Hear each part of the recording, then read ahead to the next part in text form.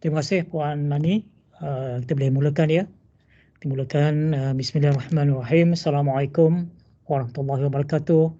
Selamat sejahtera, selamat pagi kepada semua sahabat daripada Unit 10 kerana dapat meluangkan masa pada pagi ini dalam kesibukan kerja kita setiap hari. Sebenarnya ini adalah bahagian yang kedua, part 2 of this topic about teaching portfolio, the what, the why, and a bit on the how to. Yeah. So kalau ideally if we can have all the participants from part 1 here to listen to my sharing this morning, so that we have a continuity. Yeah. May I know whether everyone, the participants this morning, kita ada berapa orang ni kan, 5 atau 6 orang ni, whether you have joined the first part or not? Can you say something on the chat whether you came or you attended the first part, or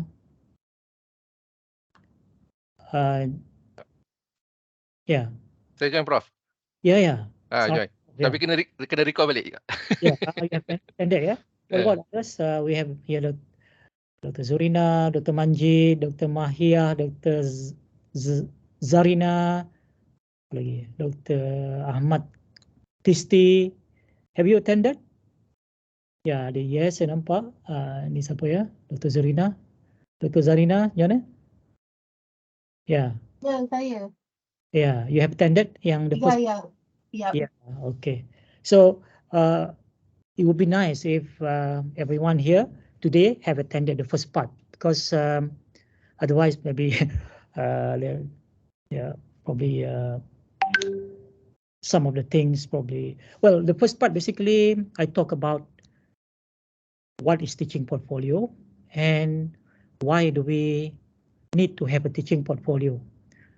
It's not so much for anugerah or anything, although it can lead to that. We can use teaching portfolio. Once we have it, we can use it to apply for an award like Anugerah Akademik Negara and so on. But the first and foremost, having a teaching portfolio is actually for ourselves.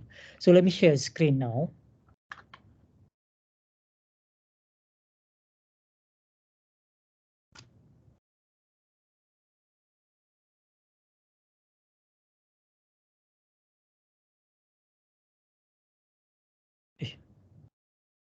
Okay.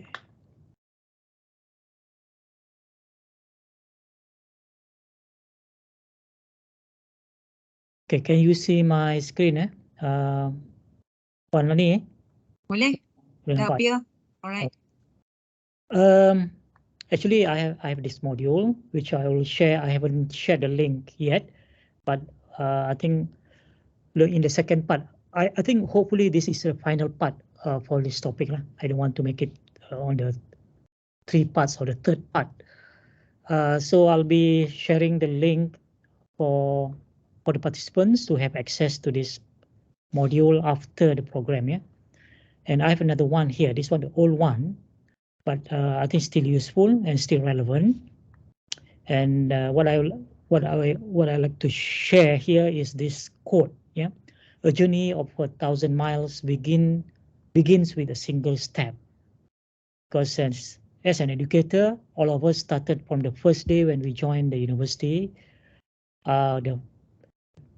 We started with basically from almost zero, but ultimately there will come a point where our students can see us as a hero for them, or a heroine for them. So as an educator, every single step that we take can make a great difference in the student's life. That's the important, essential thing I think we have to keep in our mind.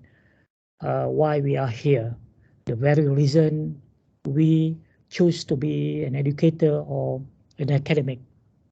What impact have you made?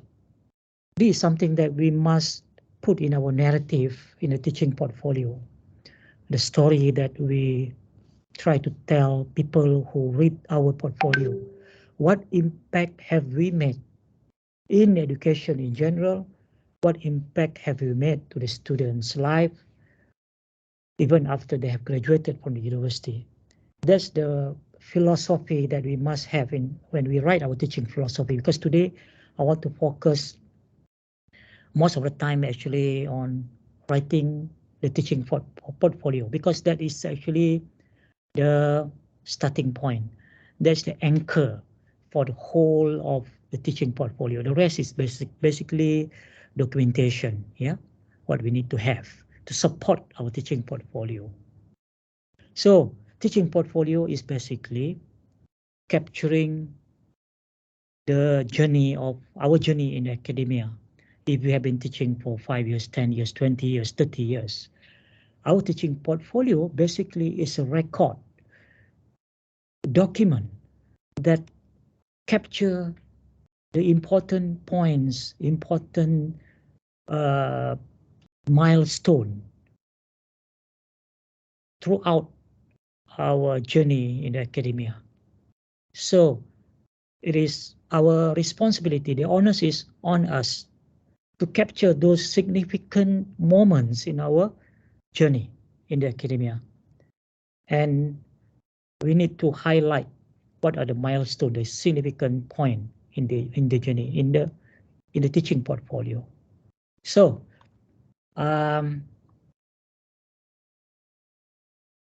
here, yeah, the teaching portfolio is best thought of as a documented evidence of an educator's journey.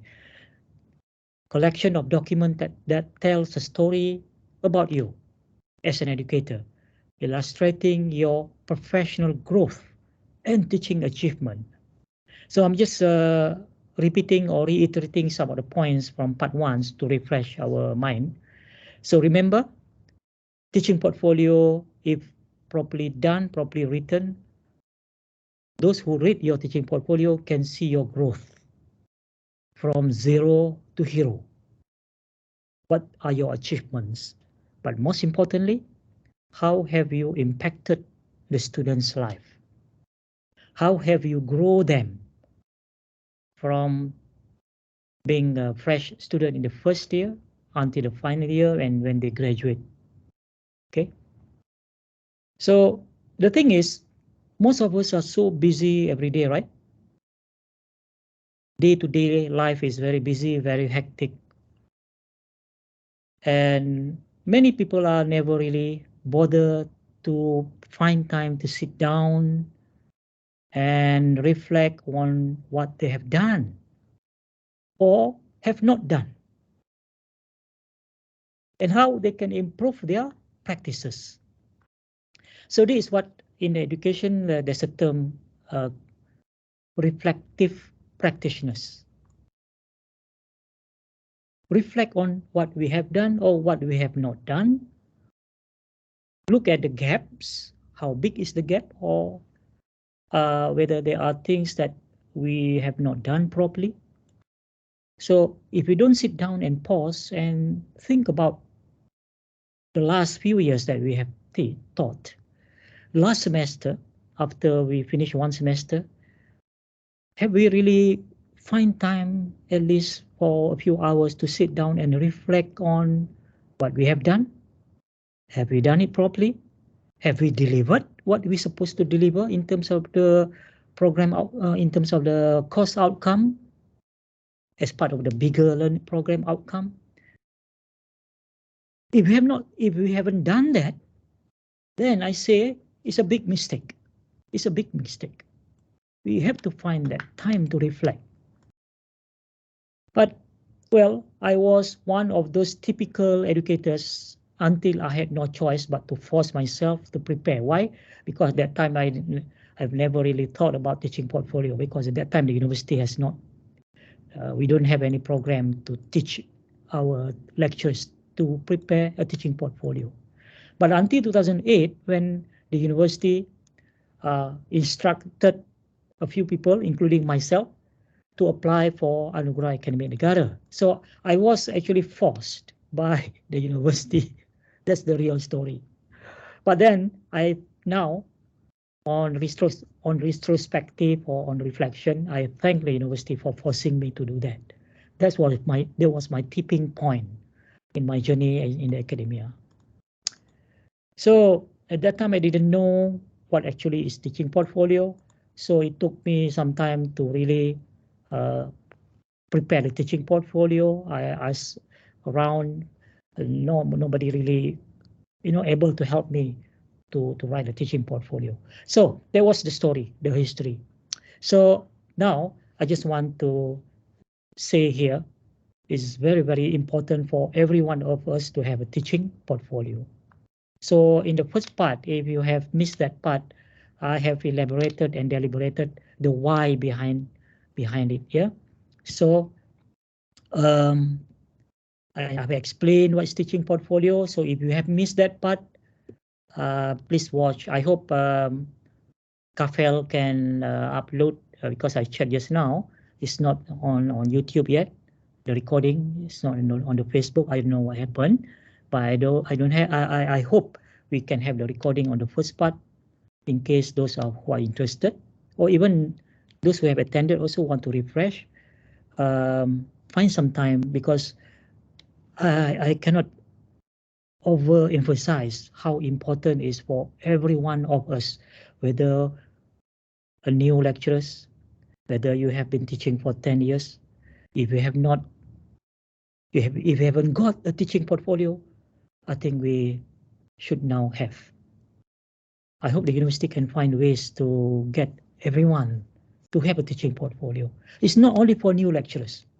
It's not for teaching award, but to help us reflect on what we have done, what we have not done, and how we can improve ourselves. That is in the nutshell why we need to have a teaching portfolio. I hope I can convince you, or manage to convince you, why we need to have a teaching portfolio. That's in the first part. So today, the agenda is, so this is all about growth, yeah? So I don't want to repeat myself too many times. So today is about looking at, zoom in, dive in on the teaching portfolio itself.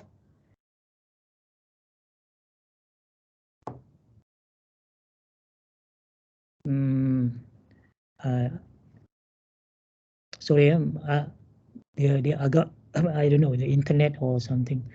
Dia apa ni? Tak smooth sangat. Okay, what you are seeing now on the screen, I hope you can see. This is actually the actual page from a teaching portfolio, and this from my colleague Dr. Azida, who is the winner or the recipient of Anugerah Akademik Negara ke-10. She is very generous to share the whole portfolio, and I will show you where and how to access it. You can have a look at the whole teaching portfolio as a kind of a template, or to give you ideas of what good teaching portfolio looks like, what's in it, what are the components, and how you can write the teaching philosophy and so on. You can use that as an example, one of the examples, yeah. So now we are looking at the structure, yeah. What are the components in comprehensive teaching portfolio? And today I want to dwell or spend a lot of time on teaching philosophy, because this is the anchor from where or from which the rest of the component in teaching portfolio would align to this teaching philosophy. Just like learning outcome, so everything else that you do, constructive alignment must be ensured. Okay, the learning assessment, the learning activities, everything aligned to the learning outcome. Similarly, teaching philosophy is the anchor, and the rest of the thing must be aligned to this. So inside the teaching portfolio, you have a resume, yeah, and the resume must be also properly done. what are the essential things that you want to put in the resume so that it can support, it can give the background of what you are, describe about yourself, everything. And then, of course, in the teaching portfolio, you want to share a sample of lesson plan and instructional material. I use the term sample here because if you teach 3 courses, 4 courses, you know, you don't want to poach all. You select or choose the best one, representative, to give the idea about how you prepare your lesson plan and what's to show your whatever creative way how you prepare the instructional material and so on. Then of course the rest, everything that you describe in the narrative of your teaching philosophy and everything else, the narrative must be supported by evidence, substantiated, supported by evidence. So here the sample assignment, assessment, testimonial, and everything that you mentioned in the narrative, then you have it in the appendix. Okay. Anything that you say in the narrative but without evidence for the purpose of, for example, portfolio, I mean, for example, if the portfolio is being assessed for Anugerah for the award, like Anugerah Akademi Negara or at the university level, anything without evidence would not be considered, regardless of how good you tell the story. Yeah. Now, these are the 11 components, or 12 including the appendix, following the structure of Anugerah Akademi Negara. So if we create your teaching portfolio using this structure, it can't go wrong. It can't go wrong. Okay. And I would encourage, when we prepare the teaching portfolio, follow this structure. Although you have no intention to apply for Anugerah, because these are the essential component. That's what our title for the session, for the program here, for the session here, is essential of teaching portfolio. So of course you have the introduction, and the most important thing, as I mentioned earlier, again and again, is the falsafah pengajaran and strategy. So you want to explain what are your strategies, what's so unique about it, what's so special about it, and how this strategy come about, what are the theory behind it, the pedagogical theory, the underpinning theory, adult learning theory, which one is applicable based on your strategies that you choose. And the big portion of teaching portfolio, especially for Anugerah Akademi Negara here, is people want to see how you are different. What are your innovation? How creative are you in providing the best learning experience for the students, providing the memorable learning experience for the students, something that the student would remember even after they have graduated for 20 years, still stick in their mind. Learning that stick, learning that is fun, and yet something that they learn from the course, the concept, everything that they are able to apply because it was really impactful. So this very much depend on your creativity and innovation that you have introduced in your course. Then the testimonial would support the students' testimonial on the Brighton LMS, for example, or something that voluntarily they give you through, the cards, everything. So you have all those. These are the artifacts here. We call it artifacts that you can put in your teaching portfolio, selected one, to support whatever that you say in the narrative in your teaching portfolio. And these are the voluntary testimonial. Yeah. Then what about if you have shown that you have grown you have grown in your journey in the academia from novice to professional to a scholar. If you can recall in the first part of this workshop, of this webinar, I mentioned about grow from being a novice lecturers to a professional educators, and finally the world will recognize you, the university, the nation will recognize you, your peers will recognize you as a scholar, sarjana ilmu. And here you probably have people have recognized you as leaders in your discipline, leaders in your in a certain area of academic. For example, when we mention about, let's say, sustainability, so people recognize you as someone who really champion or advocate. You teach about sustainability, you do research on sustainability, you conduct courses, workshops outside the university as well, everything on that particular area. So you are considered as a thought leaders. So this is where academic leadership is or means.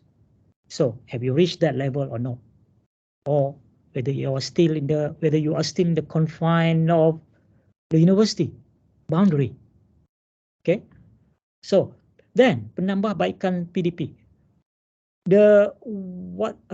In the teaching portfolio, you want to show or you want to tell what kind of professional development that you have gone through. Whether you are the type who are always seeking to grow yourself, to develop yourself, to become more professional, to become more competent. So you attend workshop, you attend the webinars, you find short courses within the country, outside the country. So you demonstrate that you are a true lifelong learners.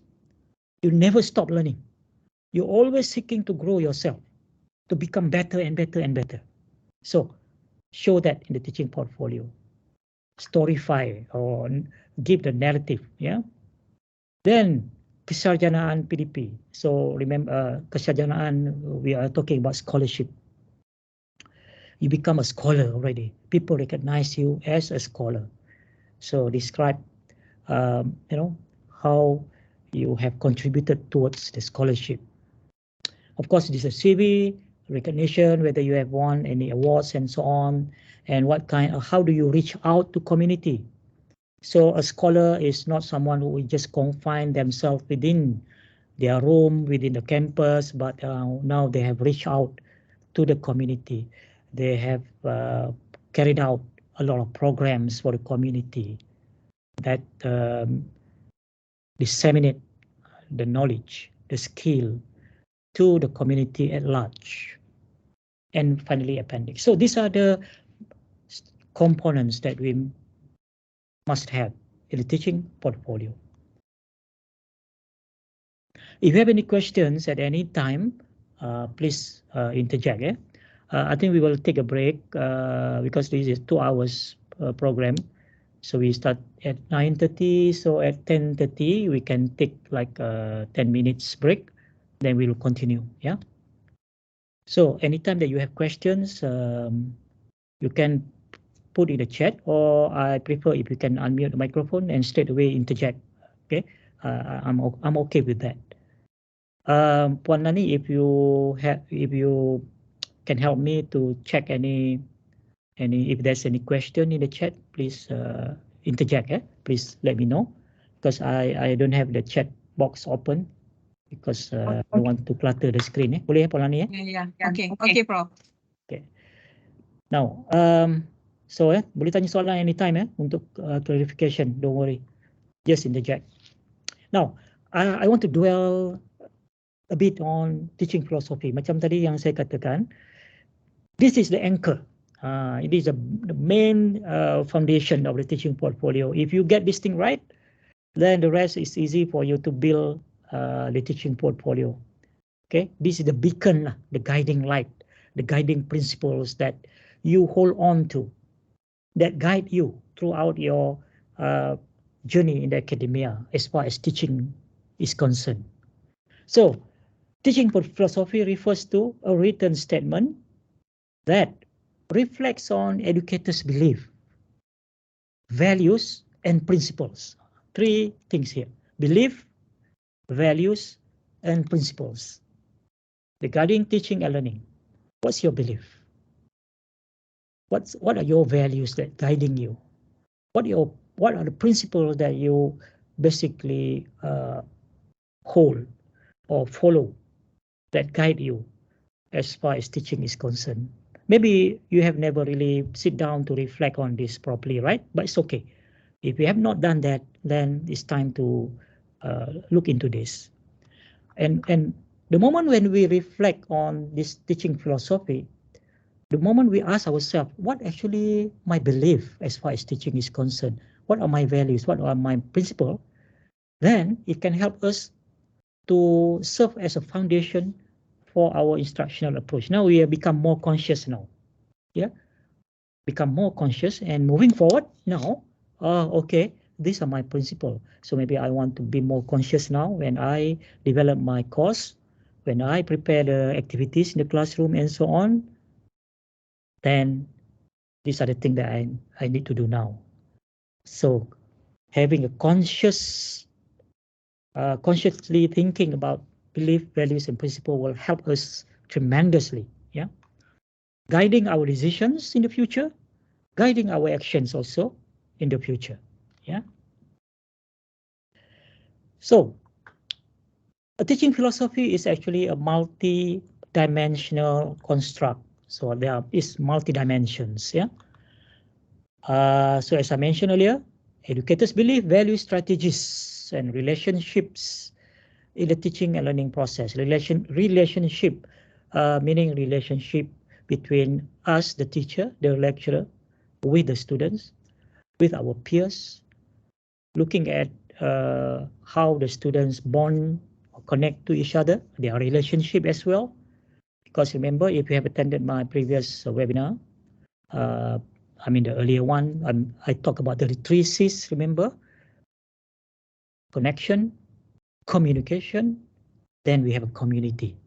If you don't have a community of learners in your classroom, then probably your teaching would not be very effective because students they don't have a social interaction, close social interaction. Good community means we have the elements of community: connection, communication, interaction, and so on. Collaboration, yeah, another C there, collaboration. So now, once we have a teaching philosophy, it serves as both a teaching portfolio and teaching philosophy as a guiding document, as a guiding principle for us, and a reflective tool, promoting consistent alignment with the broader educational goal. Remember, we have program educational outcome, right? So the PEO. So PEO is actually a composite of what we do in our courses, in the courses that all the lecturers teach in the curriculum, in the program. Imagine if everyone, all the lecturers understand about teaching philosophy, then only they can align with the broader educational program outcome. So I hope you can see more and more how important it is the teaching portfolio, how important it is for everyone to have a teaching philosophy. Okay, and now we become more prihatin, more sensitive, more empathetic to the specific needs of learners.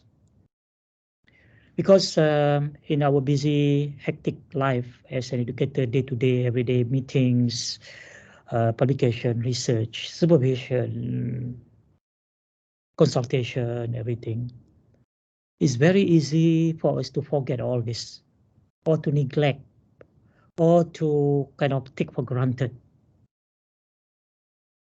Sedangkan inilah yang paling penting sebenarnya. Inilah yang paling penting sebenarnya. So if we want to really be responsible, committed and responsible educators, I think we need to go back to basic. And what matters most? What matters most is our student. Our existence in the university because of the students. If they're not here, then we are just basically research institution then. We just do research. What are we? We are not research institute. So I think that's very important for us to understand this. Now, let me make bigger. Okay, maybe even bigger. Okay. Now, this is the why. Why is it important to have a teaching philosophy? Okay. In the first part, I talk about why is it important to have a teaching portfolio. Now, teaching philosophy is an essential element. Why is it crucial to have a teaching philosophy? So let's see first, clarity of purpose. It can help us to have a clarity of purpose, why we exist, why we are here. Okay, a teaching philosophy helps educators clarify their purpose and goals as teachers. So now we consciously think about it. It allows them to articulate their belief, values and principles regarding teaching and learning. This clarity provides a solid foundation for making instructional decisions and guiding their practices in the classroom. Okay, so clarity of purpose. That's the first thing why we need to have a teaching philosophy. Okay, we have never really thought about it, right? So okay, now is the time for us to really think about it. Why am I here? Why am I teaching? Why I choose to be a teacher, an educator? Okay. Then second one, why is it crucial to have a teaching philosophy? Intentional instruction. A teaching philosophy helps educators align their instructional strategies and approaches with their core belief about education. Our core belief about education, in turn, should be guided by the falsafah pendidikan kebangsaan, national education philosophy. Not many of us really care about national education philosophy, not really looking into it, right? Well, maybe now we should look at it, and our core belief should align with also national education philosophy in our blueprint. So it ensures that their teaching methods are intentional. So everything that we do must have reasons behind it, must be guided by a certain theories. Not just doing it, but we don't understand why we are doing it, why we do problem-based, why we do scenario-based learning, why we do this kind of assessment, why, and why. Yeah, purposeful, intentional, and consistent with their overall educational philosophy. Okay, so when we intentionally and consciously think about our teaching philosophy, our belief, our principle, and so on, now everything that we do when we design our lesson, when we design our assessment, is based on certain principle, certain belief, certain guideline. Yeah. Now, the third one, professional identity. A teaching philosophy statement serves as a reflection of an educator's professional identity. Okay, it highlights your unique strength, your perspective, how you look at things, and your teaching style. Every one of us are different. No one has the same style, and that is natural. That's okay. It helps educators articulate what sets them apart. Why I am different from you, the way I approach my teaching, because I have my own philosophy, my own style, my own belief, my own principles. But you are different, I'm different, but we are aligned to the same kind of national, to the same educational philosophy, the bigger one, okay? And what they bring to their teaching profession. We bring our experience. We bring our belief. We bring our own personality. That's what makes us unique. And we celebrate that. Yeah. Why is it crucial to have a teaching philosophy? Continue. Okay. Guide for decision making. Now, when faced with challenges or difficult choices in the classroom, a teaching philosophy can serve as a guide for decision making. It provides a framework for addressing classroom management issues, instructional dilemmas, and student engagement. I think this is self-explanatory. Then, continuous growth and development. A teaching philosophy encourages educators to engage in reflection. Remember, I mentioned about reflective practitioners. We must practice this, yeah? And self-assessment. Okay. So sometimes if people give assessment for our on our own teaching, maybe we don't. Sometimes we cannot accept everything because we always suspicious of a lot of things. But now we can do self-assessment truthfully, sincerely. Okay. It prompts us to critically evaluate our teaching practices, continuously seek ways to improve it. It supports our professional growth and development by fostering a mindset of lifelong learning. So, then communication and collaboration. A teaching philosophy facilitates communication and collaboration among teachers. It enables teachers to share their approaches, their beliefs and strategies with colleagues, administrators, and parents. So, I say, okay, this is my style, this is my belief, and so on. We share with others. Then when someone hear that, especially the young lecturers, about, oh, okay, I think that makes sense. I think this is good. This is excellent. I want to, I want to follow. I want to adopt your approach because I think it makes sense. Really good. Okay. So then spread. That's what the so-called ripple effect. It can foster meaningful discussions about teaching and learning and promote collaboration among educators. It's interesting, yeah? Kalau kita fikir-fikir, if you really think about it,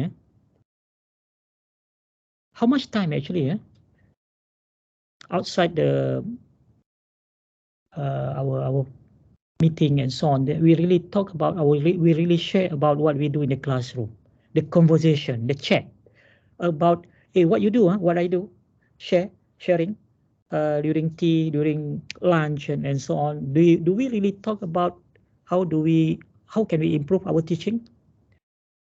Of course, I'm sure here and there we have, but the discussion is not really. I mean, how often do we have that discussion?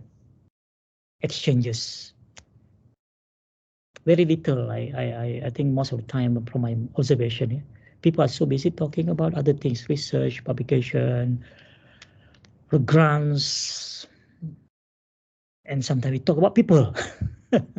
Okay, hopefully not lah. Yeah, wasting time. So okay, the rest.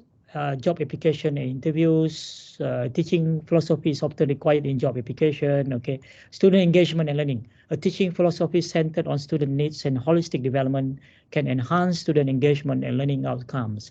When educators have a clear understanding of their teaching philosophy, they can design instruction, lesson plan, and so on that addresses diverse learning style, fosters critical thinking, and promotes meaningful interaction in the classroom. Okay. Yeah.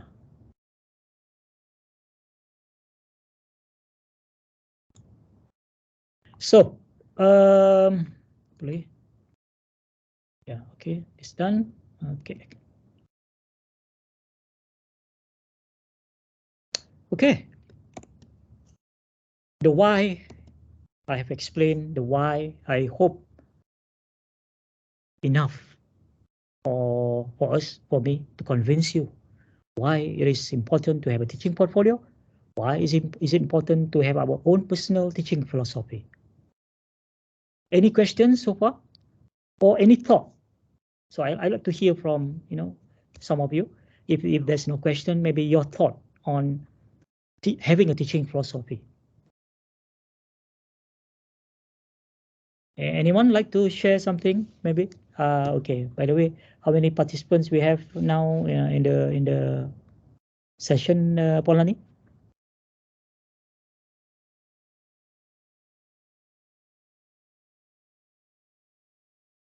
Anyone like to share your thoughts, some thoughts, pandangan tentang teaching philosophy tadi? Maybe Prof Saiful, you like to share some thoughts? Hi Prof, saya Rin. Rin. Yes, Zurina. Okay, Prof Zurina. Ya, silakan. Okay, thank you lah, Prof, sebab today I'm realised it's so important to me. It's just like macam marketing tools kan, to sell myself lah, so that everybody akan matching. So right now it's very difficult to get matching researcher from other university because they did not know me, about me, what is the things I have done kan. So dia macam, saya rasa macam kita ni jago kampung je. Kan, we just know at our level je, but to the others university or other researcher, kita ni macam saya lah sebenarnya, just baru nak berjinak-jinak dengan research punya fields kan. So by having this idea, just now tadi bincang dengan Dr. Nur Awanis, it's good for me to have this skill to write up about me kan. Supaya it's clear, everybody knows what I've done, and then how to collaborate kan. Dia macam jambatan untuk any discussion later kan. So it can use to my LinkedIn kan. Lepas tu I can use it through my social media juga, so that everybody knows who is me. Sometimes betul, mungkin saya tak sehebat doktor lain atau profesor lain kan, but saya mesti bermula kan Prof. I should start now to keep macam mana nak cakap, to keep all the data with me, to keep write something about me kan. So thank you Prof, because saya dapat sesuatu lah, insyaAllah. Terima kasih Prof. Terima kasih Dr. Zurina. You made some good points there. You mentioned about marketing. Actually dalam konteks akademik ni, maybe I will give another session sometime this year. Actually about academic branding. We talk about academic branding, to brand ourselves as an academic. So bila gunakan istilah branding or brand ni, the connotation macam commercial kan, but it's actually important to give us visibility. Why is important for us to have visibility? Visibility through various platforms, through online, through social media, through our work. Basically, when we have visibility, people know our existence, people know what we are doing, and this is where we can attract good postgraduate students, PhD, masters, and good postdoc. That's what happened to me. By having my proper website and my portfolio. So basically, when people come across my website, they can see who is Karim, what is he doing as a lecturer, his teaching, his research, everything. Everything can be in the academic portfolio. Academic portfolio is a bigger one. Now we are talking about teaching portfolio. Academic portfolio means we have the teaching part, we have the research part, we have everything that we do as a consultant, our project, everything we highlight in the academic portfolio. There was a bigger one. Ideally, we want to have a complete academic portfolio. So here today we talk about teaching portfolio is one component of the bigger academic portfolio. But imagine if you have this academic portfolio. So if people want to know about your teaching, what actually your teaching philosophy and so on, if you don't have one, then people wouldn't know. You might be good, excellent, outstanding in the eyes of the student, which is some people say, okay, good enough. I don't want to boast, I want to show off. It's not about boasting, it's not about showing off. ramai yang takut nak ada benda-benda macam ni. Dia kata nanti showing, orang ingat I nak menunjuk-nunjuk. Nak menunjuk-nunjuk, nak membanggakan diri. I tak mau, I don't want to become like apa istilah tu, riak dan sebagainya. No at all. Betul. Riak. No. Riak tak riak itu antara kita dengan Tuhan dalam hati kita, in your heart. Betul, Prof. No. Tetapi ini, because you want to make yourself visible, your work visible, your teaching visible, your research visible. Otherwise, people wouldn't know. When people wouldn't know, we are talking here about getting the best graduate student, the best postdoc. My experience is when all my postdoc, bila I tanya, they come from India mainly. I get all the best postdoc from India. So when I asked them, how do you discover about me? So they didn't say they discovered me through my papers and so on. They said, oh, I came across your website. My website has, kind of a miniature portfolio, my teaching, my research, and everything else. So that's a gateway to the world I mentioned in the first part. Yeah. So, this is I kind of repeating again and again so that I just want to make people understand. Invest your time in having a good portfolio because that can take you a long way in the future, especially if you are new, less than 10 years, less than 5 years. Yeah. Okay, now we are diving further into the teaching philosophy. Just now I have covered the why. I hope this is enough. So now example of good teaching philosophy. So this before we look at the structure or the construct of teaching philosophy, I think it's good to get to see some example so that you have some idea. Yeah, an excellent teaching philosophy statement is a clear, authentic, and student-centered reflection of an educator's belief. Student-centered reflection. Your teaching philosophy must be centered around student, shaping the minds of the student, shaping the characters of the student, giving them the best learning experience, centered around them. It's not about yourself, but it's about our student. Yes, it's about the educator's belief, instructional approach, and commitment. Tapi untuk apa?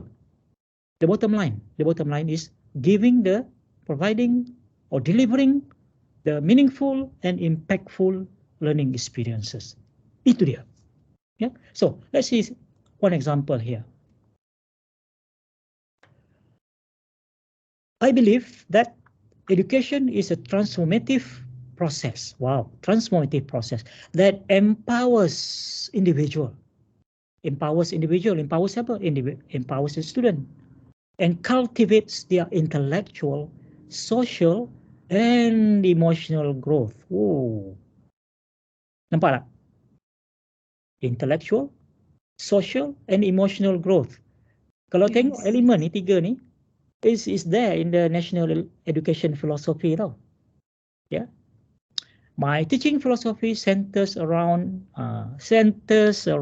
fostering a student-centered environment where active engagement, critical thinking, the cognitive part, yeah, collaboration are encouraged. So when you say collaboration, I encourage, actually you are trying to form a community of learners there. C, remember the 3 C? Connect, communicate, connect, community. To get them to once you have a community, then you can get the students to collaborate, to work together, to cooperate, and so on. I strive to create a safe and inclusive space that respects diverse perspective. We are looking into diversity now, inclusiveness, which is in the SDG 4, and celebrates individual strength. So we understand about diversity. We understand about differentiation. We understand about equality, equity, and so on. By nurturing a love for lifelong learning, or nurturing a love for lifelong learning, we want our students to be lifelong learners, because we are also lifelong learners. We believe in it. And empowering students to become independent thinkers, bukan free thinkers, independent thinkers and responsible citizens, I aim to inspire them to reach their full potential. Best tak? Teaching philosophy ni. Best ke tak best? Tunjuk sikit apa ni, apa tu? Thumbs up. Okay. Alright, itu example 1. Let's look at example 2. Kalau ada feedback, your thoughts, nak share your thoughts, what you feel about it. I hope you can do that. Barulah short sikit lah kita punya program ni kan.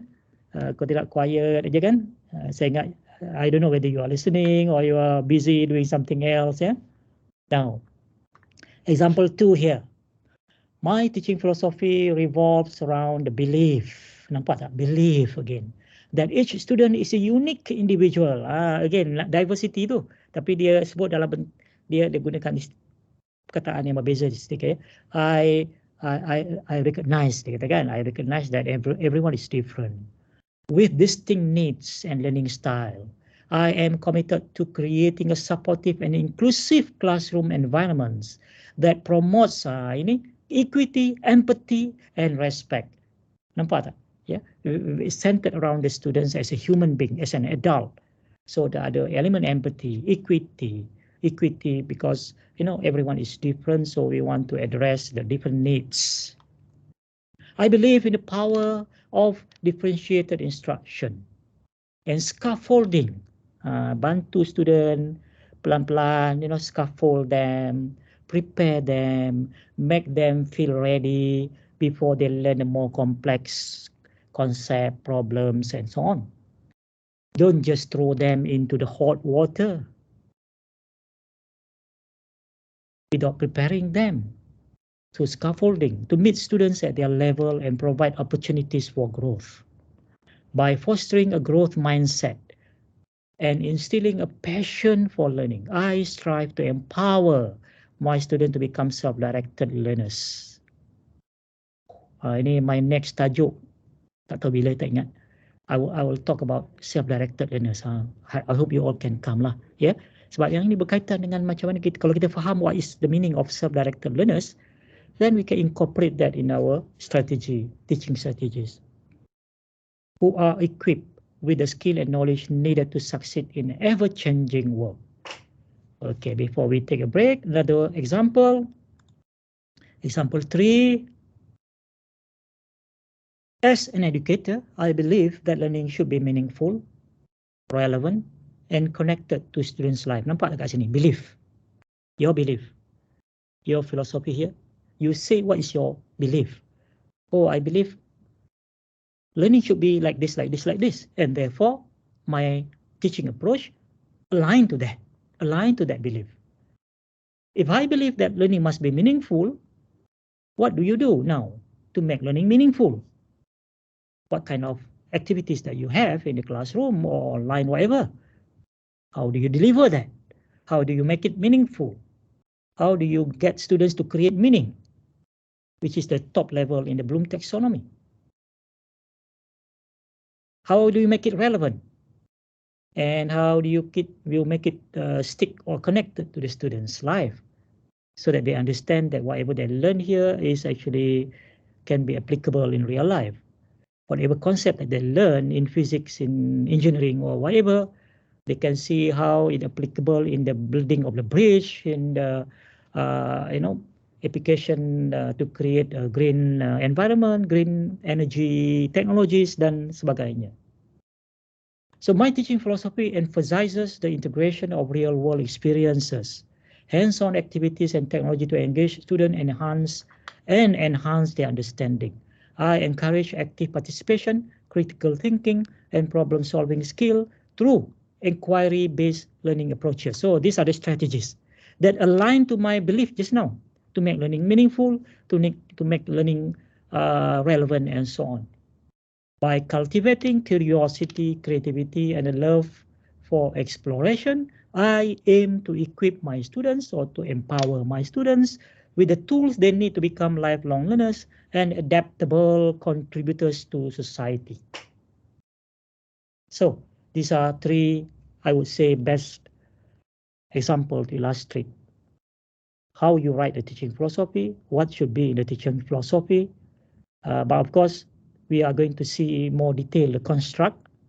We will decipher the elements, the construct in the teaching philosophy, so that it's become crystal clear to you how you can build one for yourself, based on your own belief, based on your own principles. Yeah. Okay, at this point, I have given 3 examples. Do you have any questions or maybe your thought on this?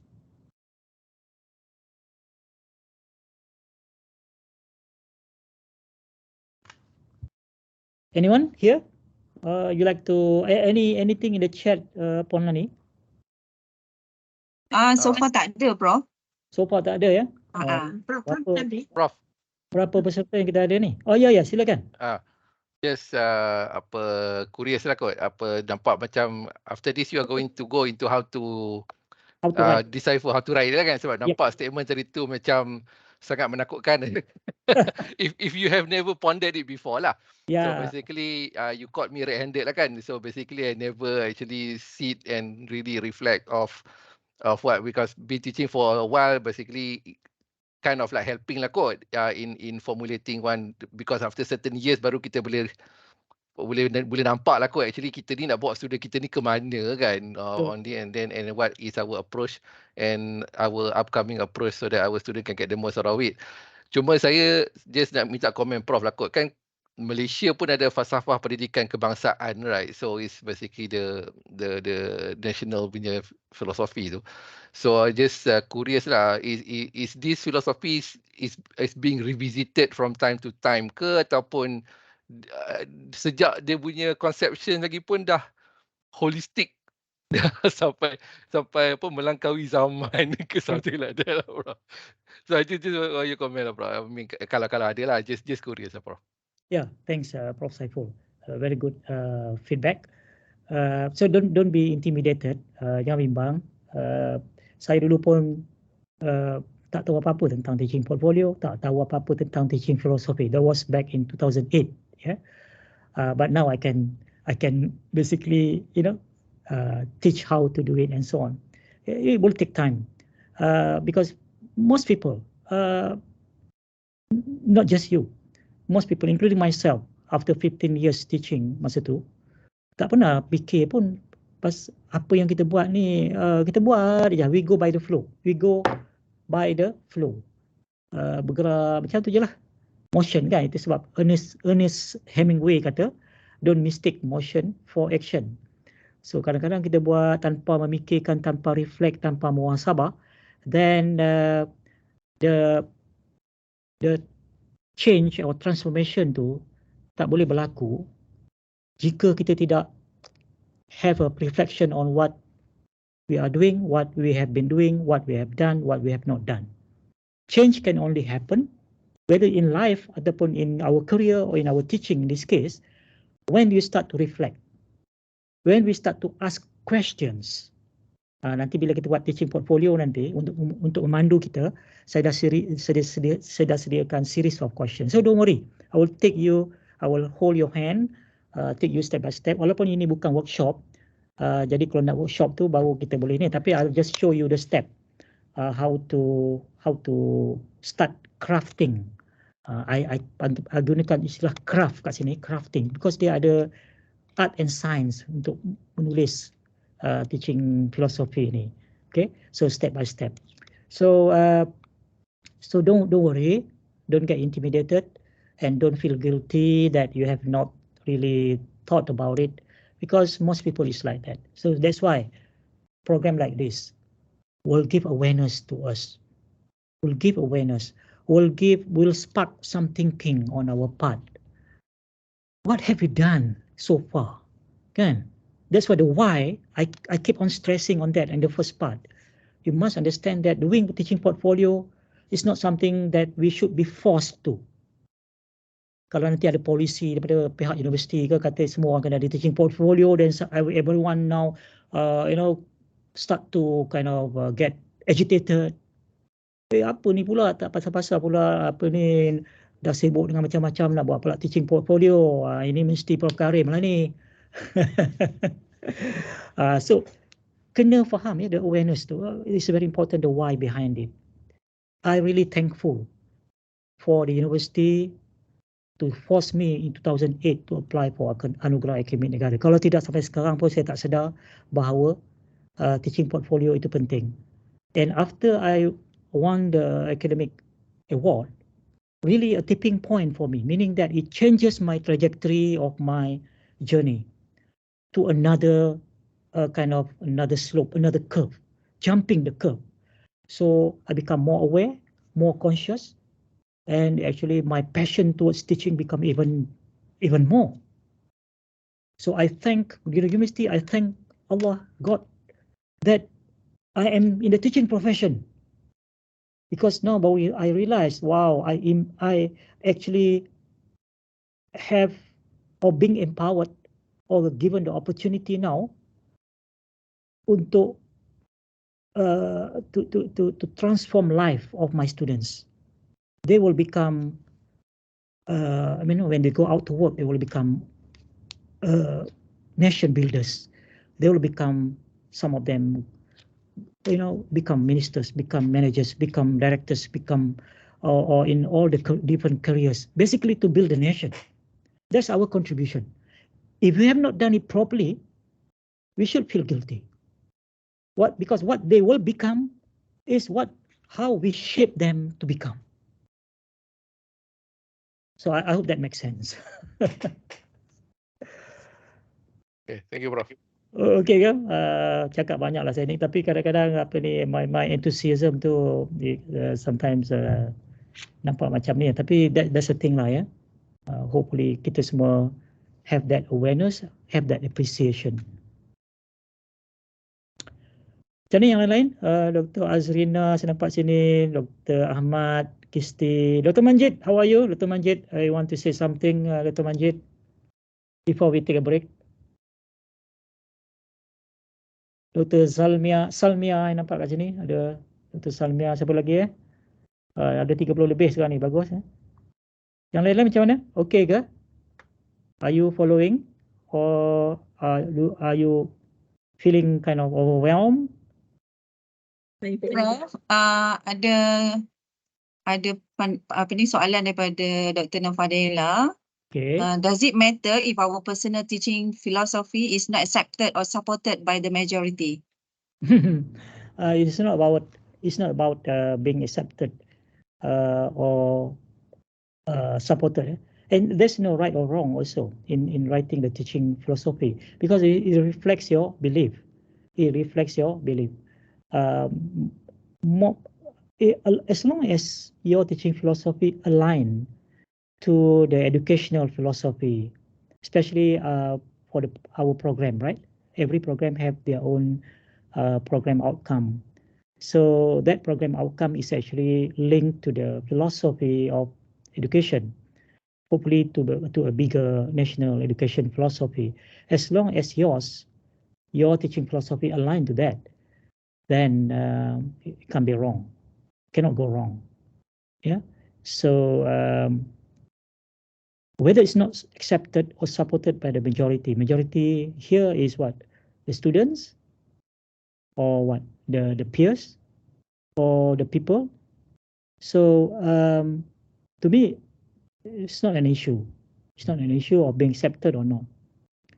There are cases I can tell you, can share with you, where this lecturer, one lecturer, this is my story back in USM, young lecturer, because of his unhappiness towards the system, not being promoted and so on, so he actually treated his students badly. But after kind of some counseling session, we discovered that the way he behaved, the way he acted, is not because his teaching philosophy, his belief is actually different from the way he behaved and he acted. People thought that that's what he is as a teacher, as a lecturer. So meaning that in terms of philosophy and so on, that's what he is, defined by how he acted, behave. But actually, when we went through, and doing the counseling and so on, so he's not happy with the university, not happy with the system and so on. Then he kind of punish, or kind of the students become the victim. Tapi when he start to share, originally when he joined the university, this is what he wanted to do and so on, that was the real one. Okay, so we should not be mistaken when we look at someone, the way he or she acted and so on. There's philosophy behind. There's a philosophy behind it. Sometimes they are situational kind of thing lah. Ada sebab-sebab tertentu. Sebenarnya bila kita tengok betul-betul, the teaching philosophy and so on is still, the belief and so on still, the intention is good and so on. So Okay, thank you, Prof. I think we shall take a break, yeah? 10 minutes, yeah? 10 minutes. Okay, we come back at now 10:40, 10:50, yeah? 10:50 boleh, eh? 10:50 boleh. Okay, Okay. Prof.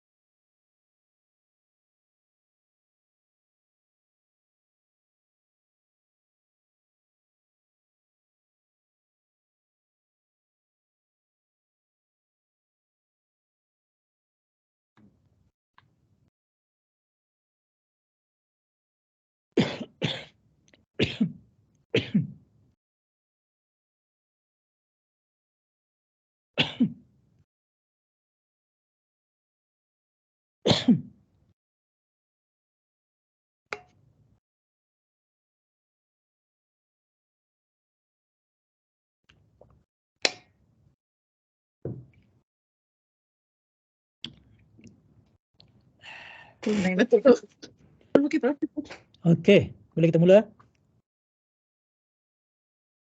Qaulani, boleh kita mula ya? InsyaAllah Prof, boleh. Semua orang dah masuk balik bawa cawan ke macam mana. Dr. Jahana ada kat sini. Probably Dr. Jahana nak welcome everyone. Okay. Cara baru kita ni. Dekat sini. Assalamualaikum. Waalaikumsalam. Prof Karim, sorry tak dapat mengikuti dari awal. Okay. So we have this moment, okay, Prof ni dapat tu of the designing comprehensive teaching portfolio. So the way forward tu memang we are moving to compiling lah. We want to understand teaching portfolio ni. So we have the best person here to guide us through, Prof Karim sendiri, in-house lagi. Then we are very keen lah to continue in our mission lah, at least to equip our lecturers with this kind. It's actually a new thing, not really new, tapi dia structured and systematic. So we are always open to something new, and we hope that we can grab this opportunity to learn more from you, Prof. Yeah, Diana. Thank you for your kind words. I'm by no means the best. Undivided support. Looking for Cik Jahana kan, Prof? Cik Jahana is here. Okay. When you say I'm the best person to do this, no, I'm not. No, we have the best role model here so that we can emulate your spirit. See? Cuma sedikit pengalaman itu je lah. Yeah. Tak apa, Prof.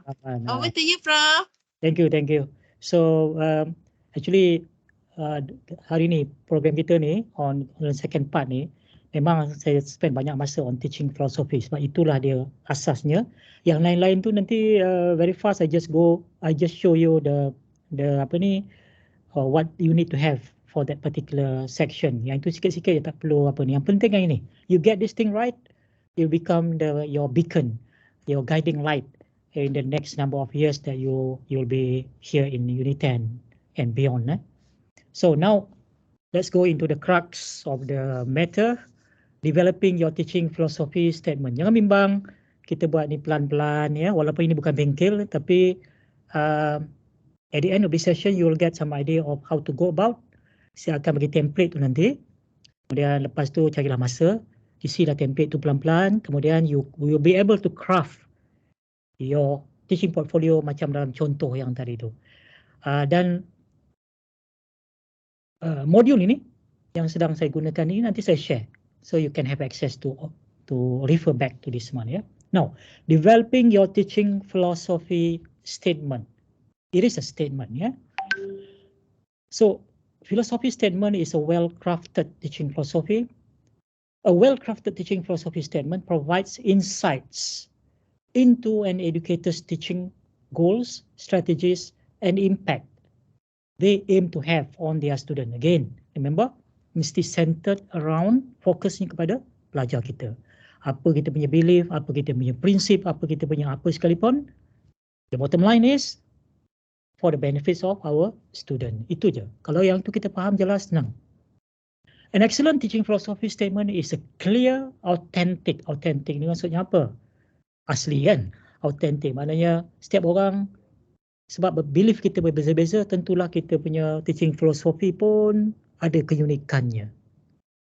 And student-centered reflection of an educator's belief. Ulang lagi ya. Student-centered reflection. Saya okay lah. Full screen ya. Okay. Student-centered reflection of an educator's belief, instructional approach, and commitment to fostering meaningful, impactful learning experiences. Okay, tips. Okay, kita suka tips kan? So ini tips for writing a teaching philosophy statement sebelum Saya tunjukkan template nanti. Tapi dalam template ni, ini dah dia elemen-elemennya. Ini yang kita panggil construct. The construct of the philosophy statement. So yang pertama, reflect on your values and belief, kan? Ini kita ulang lagi. What are your belief? What are your values? What are your principles? Because everything will be guided by that. Okay. Reflect on your values and belief. Consider your fundamental principles and values as an educator. Yang ni yang kena duduk termenung, Ustaz. Banyak benda yang aku dah buat ni, apa aku punya sebenarnya my belief ni? Why I do this? Why I do what I do? What I've done? What is most important to you in the teaching and learning process? How do you view the role of a teacher? What goals do you have for your students? Nampak tak? Bila kita buat reflection ni, dan untuk kita menulis teaching philosophy ni, lebih mudah kalau kita menggunakan soalan. Kita bertanya diri kita sendiri. Reflection is about asking yourself. Asking questions to yourself. Self-reflection. Yeah? So, reflect on your values and belief. Then, second one, connect with your teaching experiences. Remember, you bring into your teaching your X number of experience. Okay? Think about your experiences in the classroom or any teaching-related experiences that have shaped your belief. Dalam teaching portfolio saya, bahagian yang ini, saya reflect balik masa saya kecil dulu.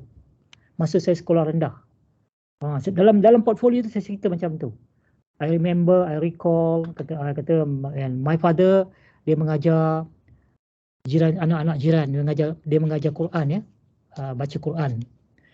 My father was a fisherman, nelayan, ya. Jadi dia selalu tak ada kat rumah. Jadi bila dia tak ada, siapa take over? Yours, truthfully. Saya take over pula, mengajar anak-anak jiran ni mengaji. Tapi saya notice, ini dia cerita my narrative dalam portfolio tu. I notice that, I kata, when my father yang mengajar, budak-budak ni lambat nak progress. Lambat nak orang kata maju. Tapi bila saya mengajar, saya tengok budak-budak ni lebih seronok, lebih santai dan progress faster. Then I realised I'm a better teacher than my father. Itu maksudnya, think about your experiences in the classroom or teaching related experience, even when those kind of anecdotes, ya, cerita-cerita yang seperti itu. Jadi nampak dia punya sejarah tu bagaimana dia berkembang. How actually you become a teacher, you develop your passion and so on because you have got the DNA, for example, in your blood that you love teaching, you like teaching, you love teaching. So reflect on your successful strategies, meaningful interactions, and impactful moments that have influenced your teaching approach. Okay. Ada soalan kat sini? Tak ada? Okay. Now the third one. Be specific and concrete. Avoid vague statement and generalities. Instead, provide a specific examples and scenarios to illustrate your teaching philosophy. Macam tadi, contoh yang macam saya sebutkan tadi. So I kata, when I was, in primary school, when come to certain subject like science, in secondary school as well, certain subject like chemistry and so on, my friends always come to me for help, ask me to teach them. So cerita macam tu lah. So then I realized at that time that the more I teach, the more I understand. The more then that made me realize the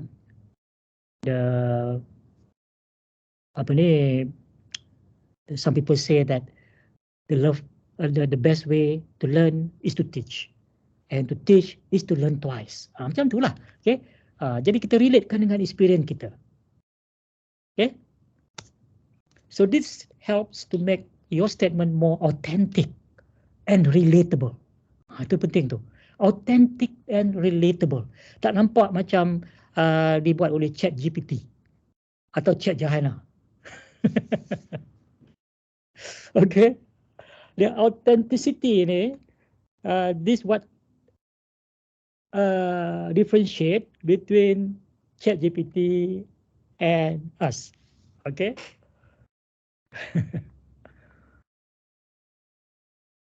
Saya nampak Chat Jahana senyum aja. Okay. Now, be specific and concrete, ya. Now, yang ni, consider your target audience. Who are your target? Who are you speaking to? Who are you talking to? Who are you addressing to? The readers who read your teaching portfolio, right? But in the context of who actually you teach your students. So tailor your teaching philosophy statement to the educational context, the bigger context of education, the national education philosophy, the SDG 4 that talk about equity, equitability, equitable, and inclusiveness. Yeah, adapt the language and examples to resonate with a specific audience, whether it's elementary student, high school students, or colleagues in the field of education. Next, emphasize student-centeredness. Remember, I repeat this, reiterate this again and again and again. Revolve your statement around your student, because they are the stakeholders. They are the main one, the stakeholders, the beneficiaries, we call it. Yeah, one of the beneficiaries of education, of our education. So, highlight how you prioritize the needs, interests, and growth of your students. You are in the business of growing them. Discuss your commitment to creating a supportive and inclusive learning environment that fosters student engagement, critical thinking, and holistic development. Nampak? We talk about holistic shift number 1, lonjakan number 1 yang pertama dalam our education blueprint. We talk about holistic balance. So, what is our role? To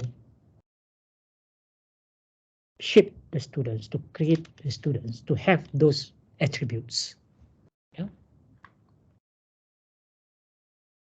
Then showcase your teaching strategies in your teaching philosophy. Within that small paragraph, you want, like the example just now. How do you align your teaching strategies? With what you believe, with your principles, with what you want the students to become, to achieve. So what are your particular approach that you use? Innovative approach that you use, your creative approach that you use. Discuss the instructional approaches, methods, and strategies that you employ in your teaching practice. Explain how you create active learning opportunities, differentiate instruction, promote collaboration, and assess student progress. Keep it concise. Keep it concise. Yeah. Try to be as concise as possible. Aim for clear and concise statement that captures the gist, the essence, the intipati of your teaching philosophy. Be mindful of word count and focus on the most important aspects of your belief and practices. It's not wrong to use ChatGPT to help, but in the end, it must be the authenticity must be there. Okay, I'm not saying that don't use ChatGPT by all means, but you put in first in the prompt. Usually, you put in your words first, your belief, your principle, and then ChatGPT can help you to construct the sentence. To me, that is not wrong, because there is still the elements of authenticity there. Yeah. Then revise and feedback. Get your friend to read, get your students to read, get your parents to read, get your grandmother to read, get your peers to read. Take time to revise and refine your teaching philosophy statement. Seek feedback from colleagues, mentors, and trusted educators to gain different perspective and ensure clarity in your statement. Okay, soalan? Ada soalan? Apa soalan kat sini? Ini construct of the teaching philosophy. Okay, kita ada setengah jam lagi. Kalau tak ada, saya boleh teruskan. Tak ada ya? Alright. Now write your teaching philosophy. Okay, use this template. Okay, saya belum bagi link kepada modul ni lagi ya, tapi tak apa. Boleh start lagi sekejap lagi. Nanti saya bagi this QR code. Okay, maybe at this point I can give you the link to this. If you have your mungkin better I give you the link. Sebentar ya.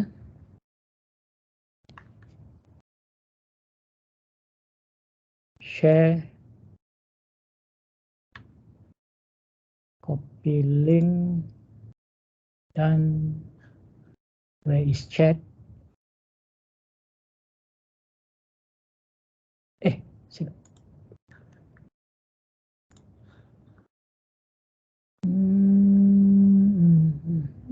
Mana dia?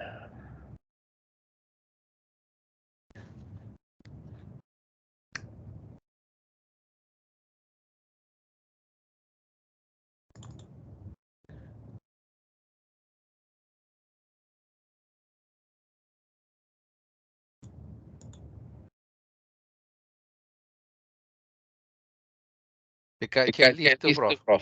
Dekat list tu yang ada nama Nur Fardela tu. Belah kiri sikit, kiri Prof, kiri. Atas. Itu yang first in the list. Webinar Designing a Comprehensive tu, recent. Okay, kat mana saya type dalam bawah ni.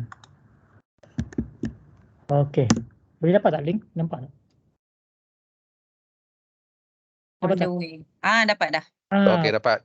Okay. So, boleh click that link so that you can, once you click that link, you should be able to access the module ni. Terus bookmark lah ya, takut nanti terus bookmark ataupun save somewhere. So, if you are using your laptop, kalau pakai phone atau tablet pun boleh ya. Because my presentation is actually web-based ya. Saya gunakan this application ni. So, dia web-based. So, if you can scroll down sampai this page.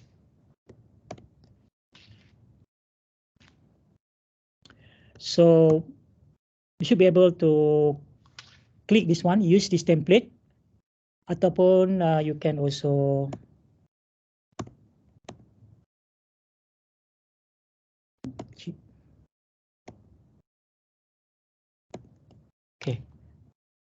you can also scan the QR code ya.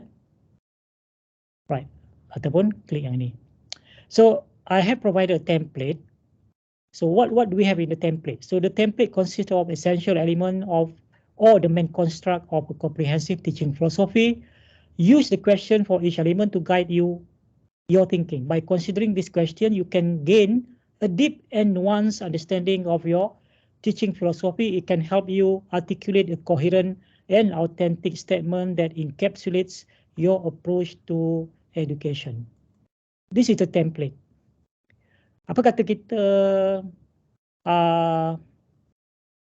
kalau you dah masuk dalam ni, dalam template ni, saya nampak ada beberapa orang tu. So jangan berebut ya, jangan gaduh-gaduh, jangan berebut. Boleh masuk mana-mana row tu, put your name there. Tapi ini kita tak buat sepenuhnya lah, ini bukan bengkel ya, kalau kita tak ada masa pun. Tapi just take like about 5 minutes or so to put in your name and put something yang mana sempat dalam masa 5 minit ni. So the construct, you boleh nampak ya di sini, educational belief and values. These are the question that help you to kind of bukan perlu jawab soalan satu-satu, tidak, tapi dia memberikan panduan untuk so you can put in some point there. So for example here, let's say I put my name there, Abdul Karim alias. So yang lain-lain bolehlah letak ambil mana-mana row yang dah diambil tu, jangan rebut pula ya. Okay, educational belief. What are your core belief about, I believe that something, itulah, okay. Then guided by adult learning principles that say motivation is something, macam itulah, ya, lebih kurang. Begitu juga yang lain-lain tu. So ada 1, 2, 3, 4, 5. So kita ada educational belief and values, teaching methods and strategies. So dalam educational belief and values ni, what are your core belief about teaching and learning? So start thinking about it. Yang lain-lain tu boleh tak? Boleh letak nama dalam row-row yang di bawah tu, kita start to kind of fill up this thing. Just for a few minutes exercise ni. Okay, kemudian ada teaching methods and strategies. So ada 3 soalan untuk guide kita memikirkan, okay, what teaching methods and instructional strategies do you employ and why? Under educational belief tadi, kita ada what are your core belief, what or how do you view your role as an educator, what values underpin your approach to education, what educational theories. Di sini kita nak link, kita nak kaitkan dengan apa-apa yang kita believe ni. Misalnya, saya kata saya sangat mementingkan pelajar mempunyai motivasi yang tinggi untuk belajar. Dia relate dengan adult learning principle about motivation. So kita try to relate that. Ataupun kita kata, I always ensure that the students encourage the student to solve the problem, apply their critical thinking and so on. So itu constructivism punya approach. So kita kena faham lah, kalau kita tak pernah dengar dan sebagainya, this is where program KAFEL dulu TLC, dia kena datang lah program ni supaya kita belajarlah sedikit sebanyak tentang educational theory dan sebagainya, ya. And how have these theories shape your understanding of teaching and learning? Can you all edit dia? Saya pastikan sebab saya tak nampak ada siapa-siapa lagi letak nama dalam ni. Is it because I've said Prof, yeah. Prof, saya tak boleh nak access. Kita orang kena request edit Kena access. request. So we send the request. Jap. I thought anyone with sorry. Alah, how I boleh buat mistake ni. Tak apa, sempat kita orang tengok ChatGPT kejap. Okay. So now boleh tak? I tadi tak set untuk editable. Maaf. Ampun, maaf. Sekarang boleh tak?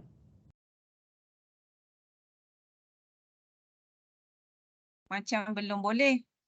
Dah boleh dah. Still. Mungkin refresh. Mungkin try to refresh. Saya nampak dah ada tu? Boleh dah Prof. So tak apalah, untuk mula letak je lama dulu.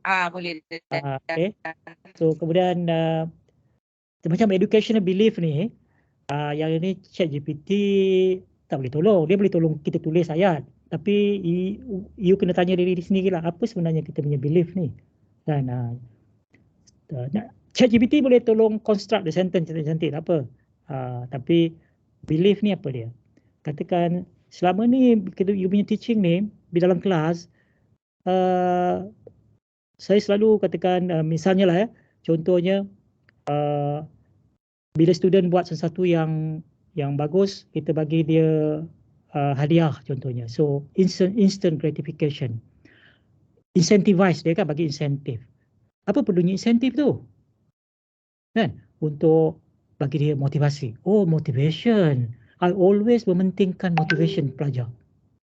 Jadi kalau motivation ni, apa educational theory, adult learning theory, adult learning principle yang berkaitan? Ada, memang ada. Jadi kita cuba kaitkan dengan learning theory. Itu cara dia lah. Ya, itu cara dia. Okey. Doktor awal ni semua cantik tu. Ayat dah panjang lah tu. Okey.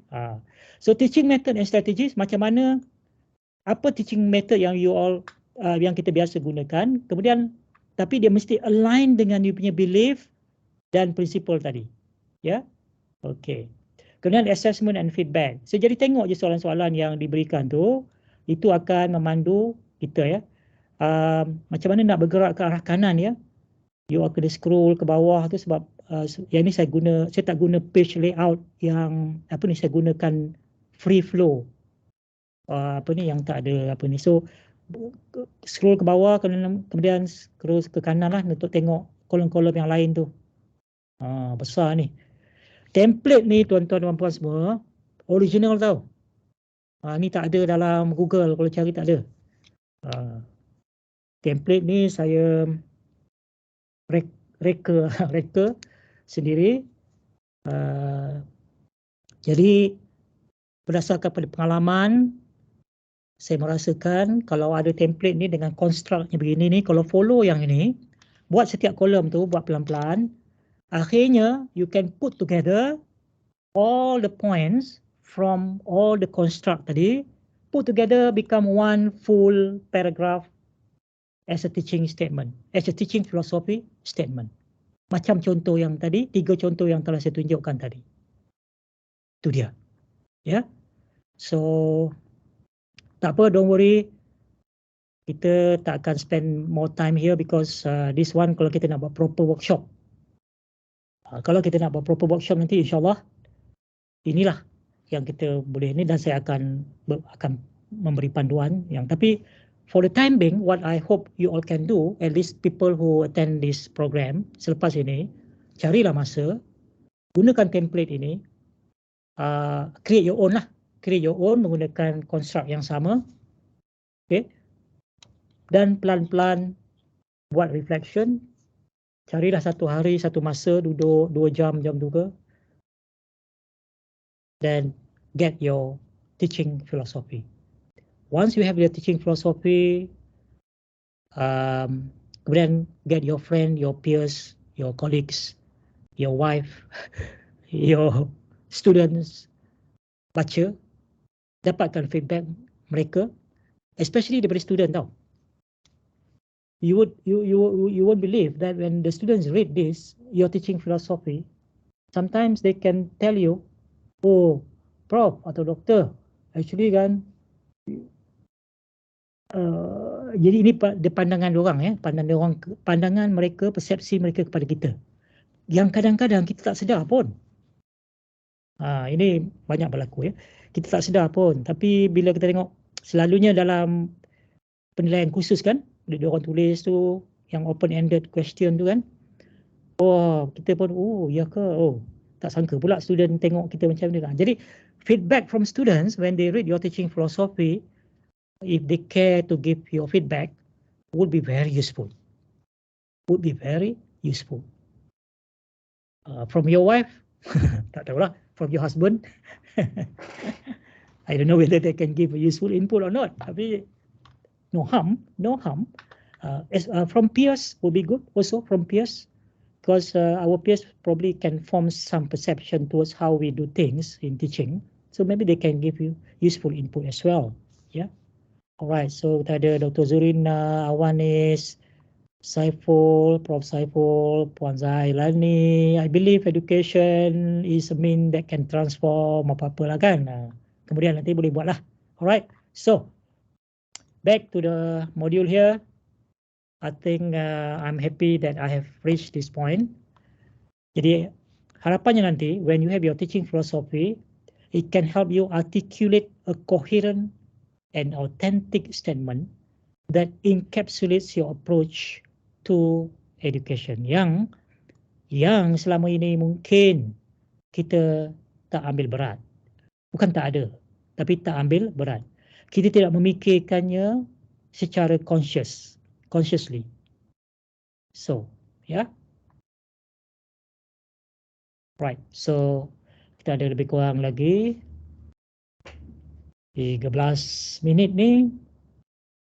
Saya hanya menunjukkan berapa lagi. Ini contoh falsafah pengajaran daripada portfolio Dr. Azidah. So mula-mula dia buat dalam bentuk diagram begini supaya orang boleh nampak secara sekali lalu, sekali imbas. Okay.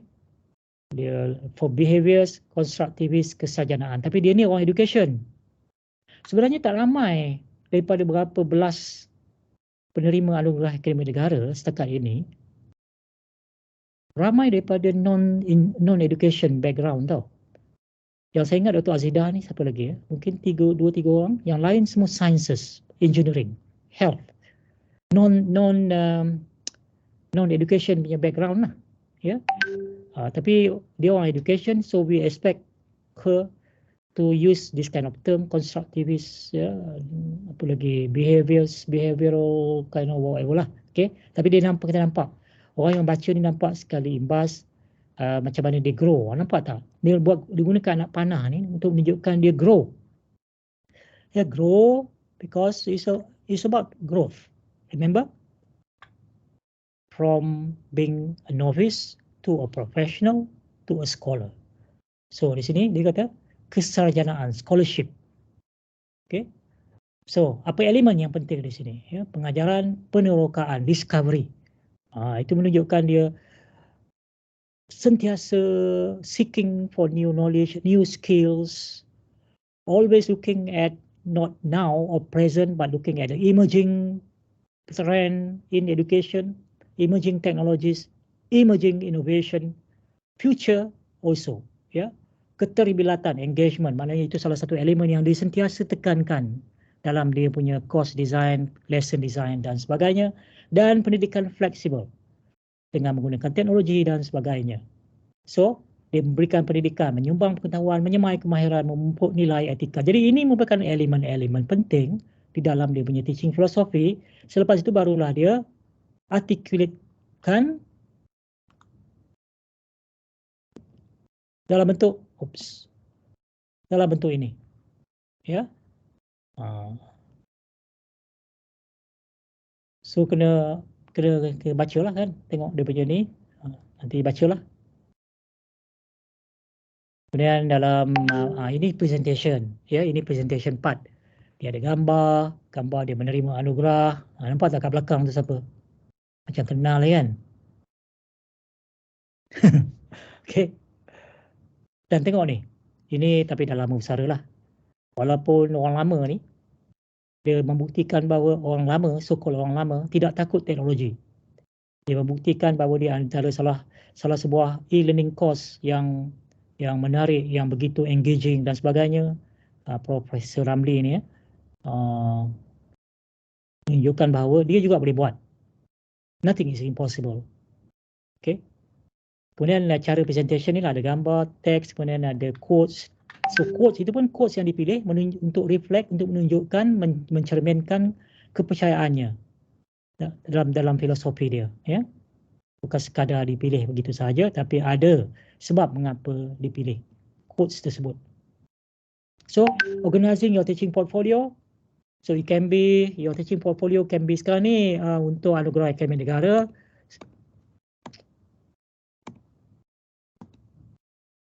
Kita minta dalam bentuk digital. Dulu kita minta dalam bentuk hard copy ya. So, nanti boleh baca lah ya. How to organize, strategies for organizing portfolio material, developing logical structure and navigation. Ini semua, ini presentation wise. Ya, ini macam mana kita nak organize, ya. Optimize navigation, keep it concise. Kemudian to make it more systematic, provide so that there's a logical structure and navigation. It's more about how you organize, how you present, how you package them together, such as using tabs, table of content, hyperlinks to facilitate access and navigation. So, presenting your teaching portfolio, tips for creating a visually appealing portfolio. Select consistent color scheme, font style, avoid cluttered design that distract from portfolio content, using technology, multimedia, balancing text, visual and sample of student work. Nanti tengok contoh tu nanti ya. So, example and best practices. How to organize nicely, common pitfall. So boleh klik yang ini, yang ini, dia akan bawa kepada Dr. Azidah punya website. So di sini under portfolio pengajaran, you boleh download portfolionya. So saya boleh tunjukkan di sini. Inilah dia portfolio beliau. Ya, cantik kan? Tapi yalah, nak buat macam ini ni sekarang ni mudah je dengan ada Canva dan sebagainya. Kalau kita belajar boleh buat sendirilah semua ni, tak payah nak hire orang. Tapi kalau malas, kita carilah orang yang boleh tolong buat kita, bayarlah dia. Saya dulu buat sendiri semua ya. Sebab tahu nak buat macam mana, so tak payah nak minta orang buat kan. So ini dia, well organized, well presented. Ini table of contentnya, okay, dengan page number, everything. So nanti all boleh download dan boleh tengok lah. Kemudian gambar pun kemain lagi ya, kemain lagi. Okay. Ini dia punya, dia apa ni, USM punya apa ni. So maknanya dia align dia punya ni kepada USM punya mission vision, kepada National Education Philosophy, SDG, banyak dia punya alignment tu kepada dia buat mapping kepada itu ya. So you can't go wrong. Wah, dalam portfolio saya tak ada pun visi bagi apa ni ya, bagi kata-kata haluan, kemain lagi. Okey, pengenalan. Okey, nampak tak? Dia cari quotation yang quotes yang sesuai, yang align dengan dia punya filosofi. I don't teach my students. I provide the circumstances in which they can learn. Itu apa tu? Empowerment. Jadi dalam filosofi itu, dalam naratif pun ada kita cakap pasal, cerita pasal empowerment. How do you empower the students? When you empower, empowerment must come with trust and accountability. 3 tu. Empowerment, trust, and accountability. Can you demonstrate that with your students in the narrative of your portfolio? Tunjukkan. Kalau inilah you punya belief and principle, show me, show the reader. Ya, macam tu.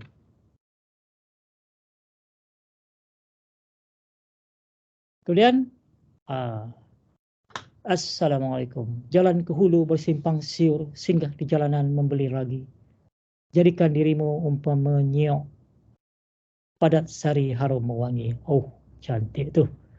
Okay, portfolio ini adalah refleksi saya tentang perjalanan saya dalam bidang pendidikan. Dia menggunakan istilah perjalanan saya, my journey in the academia. Ya. Portfolio ini saya bangunkan untuk membantu saya memahami, mendokumentasi, menilai dan meningkatkan pengajaran. Bukannya untuk anugerah akademik negara. It's for myself. To grow myself. So I reflect on what I have done, what I have not done. So that I can see the gaps and where and how I can address the gap and improve myself. When I improve myself, I can deliver better. I can provide a better learning experience for the student. Akhirnya student juga. Nampak tak? Ya.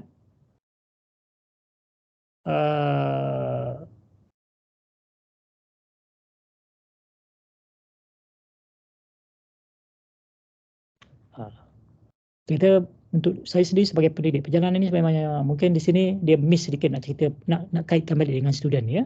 Tapi ini bukan teaching philosophy dia.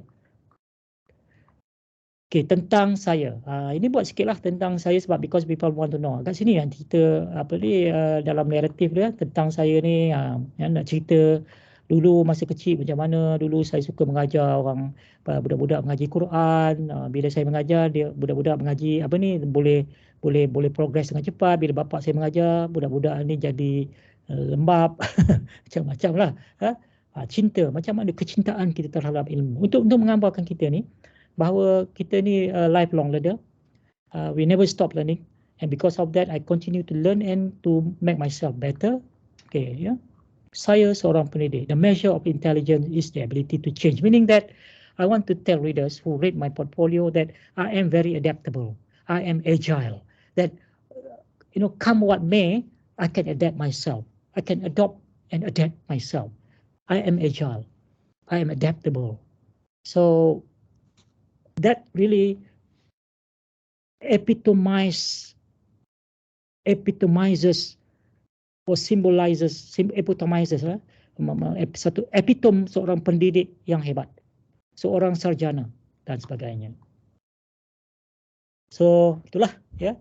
Kemudian ni falsafah dia. So dia cerita pasal falsafah dia. Okay. Kemudian strategi dia, apa dia buat? Dia cerita lah, dia cerita. Jadi kita gunakanlah warna, gunakanlah bold, formatting tu supaya kita dapat menarik perhatian mata pembaca membaca benda-benda yang penting yang kita ingin tonjolkan. Ya. Jadi bila bahasa penulisan ni, orang kata dia macam berbunyi masuk bakul angkat sendiri. Yes. Masuklah bakul, angkatlah sendiri. Jangan bimbang. Angkatlah. Ya. Kalau kita tak angkat, siapa nak angkat? Okey. Okeylah. Jadi itulah lebih kurang. Jadi kreativiti dan inovasi, nampak tak? Very structured, very systematic. Tak perlu tercari-cari, semuanya ada. Semuanya dipersembahkan dengan teratur, menarik, tertarik. Alright, silibus, rangka khusus. Banyaknya. Senarai siswa. Testimonial, tengok testimonial dia. So ambillah gambar banyak-banyak bila kita buat aktiviti dalam kelas sebagainya. Itu akan menjadi bukti. Sekarang dah senang sangat dah. Kita ada kamera kan. So, ambil, simpan. Bukan saja sebagai kenangan, tapi bila kita letak dalam teaching portfolio ni, bila kita dah besar macam saya ni, tengok balik. So orang kata apa, walking down the memory lane, rasa macam mana kata kita dapat rasakan bahawa kita telah memberi makna. We have given meaning to our life. We have given meaning to other people's life. We make ourselves useful, not only for ourselves, for our family, but for the nation, because we have nurtured and developed the nation builders. Kepimpinan pendidikan, where are you now? Are you now can be considered or recognized by people outside the campus, by the different external stakeholders, or nobody knows about you except your students and your peers? You are still very much within the scope or within the boundary of the campus or the university. So we have to do really self-reflection here. Akhirnya kita nak sini. Kita menjadi so-called thought leaders in the academia. Thought leaders or leaders in your own kind of research area. Because we are talking about academic leadership here, not only teaching, ya. Kepimpinan pendidikan. So ini Dato' Azidah ni memanglah dah banyaklah yang dicapai. Kemudian apa yang dibuat untuk menambah baik secara berterusan? Continuous Professional Development, CPD. InsyaAllah ya, saya harap tak lama lagi Unit 10 akan ada proper CPD program untuk kebaikan bersama. Jadi kalau universiti kita buat nanti, Unit 10 buat CPD yang proper nanti, kita dah faham. Wah, this is not for the university. This is basically, well, in the end, ultimately for the university, but it's for the people, for ourselves, yeah, to improve ourselves, to become better, to serve better, so that we can serve better. And scholarship, ya, apa yang dibuat dan sebagainya. So, saya rasa cukuplah setakat ini. Saya rasa daripada modul yang saya sediakan ini, ada banyak lagi, tak banyak lagi dah. Dan juga contoh-contoh yang telah saya kongsikan, ya. Lambat bergerak. Ini semua yang ni basically dalam teaching portfolio Dato' Azidah tadi, boleh boleh apa kan, kita boleh tengok tu dan kita boleh faham dengan mudah. Ada contoh-contoh yang lain juga ya. Oh yang ni ya, akhir sekali sorry ya. Ada dua contoh. Ini staf kami USM, saya telah mendapat keizinan untuk kongsi dalam platform Mahara. Yang ini pun nanti klik boleh tengoklah ya. Boleh tengok.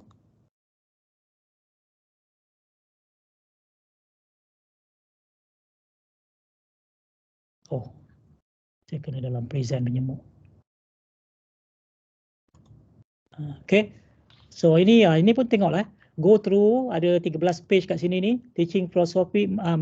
Depa ni, this we have trained them because these are young lecturers. We have trained them to develop, to build dia punya teaching portfolio menggunakan structure yang seperti yang tadi saya terangkan. Ya. So tengoklah, ini dua contoh ni saya rasa cukup mantap untuk memberikan idea yang jelas kepada anda semua untuk membangunkan teaching portfolio. Alright, jadi cukup sampai di sini. Teringat satu lagu dia, cukup sampai di sini. Saya rasa I'm quite happy that I think I've managed to give you an overview, the what, the why, and a bit on the how. Walaupun ini kita jalankan sebagai webinar, 2 siri, part 1 and part 2. So for those who are here, I can see about 30 plus here, who have attended the first one and attending now the second one. For those who have missed the first one, please watch, although it's quite long, about 2 hours kan. Tapi if you really want to be an outstanding scholar in the future, not only just an ordinary lecturer. Maknanya ordinary lecturer ni maknanya kita just teach and do research a little bit here and there, publish, without a very clear direction, a clear philosophy, underlying philosophy that guide us. To me, is really apa orang kata, suatu kerugian sekiranya kita tidak meluangkan masa untuk kita memahami apa sebenarnya yang kita ingin capai, the larger sense of purpose of being an educator, the larger sense of purpose of being in education or in academia. Yeah. So I think I will stop here. Maybe if we have like about 5 minutes for questions or any thoughts, any comments that you would like to share, feel free. Now open to, I pass back to Puan Zalani lah untuk ya. Okay, thank you so much, Prof. I think before kita selesaikan, kita lihat kalau ada 1-2 soalan ke? Dalam chat ada ke? Kita chat ya. Dalam chat tak ada. Tak ada ya. Cuma saya nak ingatkan sebelum sahabat-sahabat keluar nanti, isikan borang evaluation attendance lah. Okay, so kita tunggu 5 saat lagi kalau ada sebarang soalan. I would love to hear some thoughts from anyone here on what would you like to see in terms of the university's Uniten's direction on developing our staff in terms of becoming a better educator or becoming a scholar lah. That's the ultimate aim. Have we or are we doing enough in terms of helping you to develop you to become a better teacher? Or do you think there are still things that we can do to improve? So we would like to hear your thoughts on this one, because this is actually the time and the platform for us to share. Tak ada. Kalau tak ada tak apalah, ya kan? So Okay.